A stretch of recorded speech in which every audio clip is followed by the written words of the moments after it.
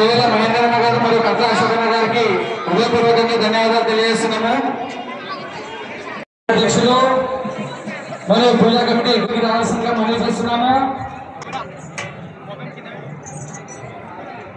గుడిమని అశోకన్న గారు దయచేసి వేదికపైకి రాగలన్నారు.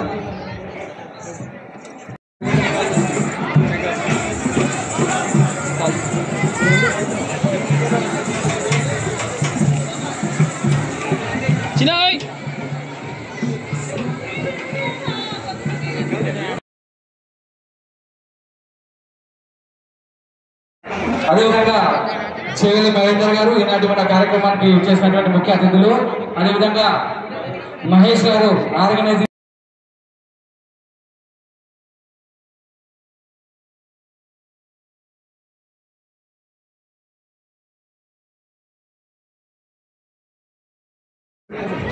ఈరోజు వార్షికోత్సవం 103 వార్షికోత్సవం జరుగుతుంది.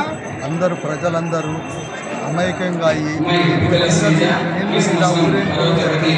అందరూ ప్రజలందరూ సుఖశాంతులు ఉండాలని అమ్మవారిని కోరుకుంటున్నాము. అందరు పెద్దలందరికీ ధన్యవాదాలు.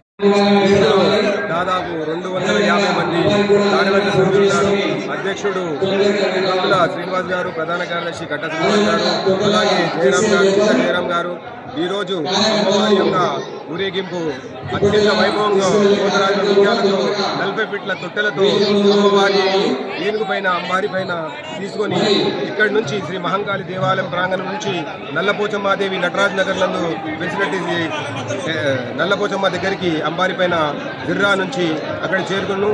వేలాది కొద్ది లక్షలాది కొద్ది ప్రజలు అశేషంగా అమ్మవారిని దర్శించుకొని అమ్మవారి కృపకు పాత్రులవుతారు.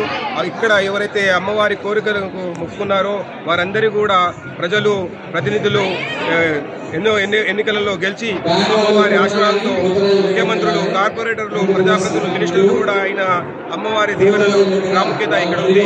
కావున అమ్మవారు సాక్షాత్తు ఇక్కడ వెలిసి ఉన్న అమ్మవారు పురాణ చరిత్రలో అయితే పాతకాలము 400 సంవత్సరాల నుంచి అమ్మవారు ఇక్కడ వెలిసి ఉన్నదని మా పూర్వీకులు చెప్పబడినారు. పూర్వము నిజాం ప్రభుత్వం నుంచి కూడా ఇక్కడ అమ్మవారి సేవలకు పూజలు చేసి ఆమె సేవలు అందుకొని ఎంతో పేరు పొందినటువంటి అమ్మవార్లు వీరు. కావున ప్రజలు అశేషంగా ఈ యొక్క ఊరేగింపులో పాల్గొని సేవలు చేస్తున్నారు.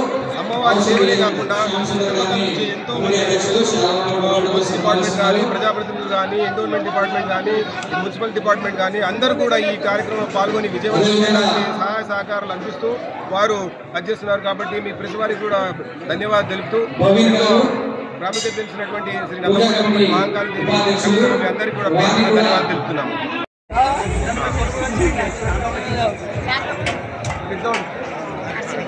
तीन बार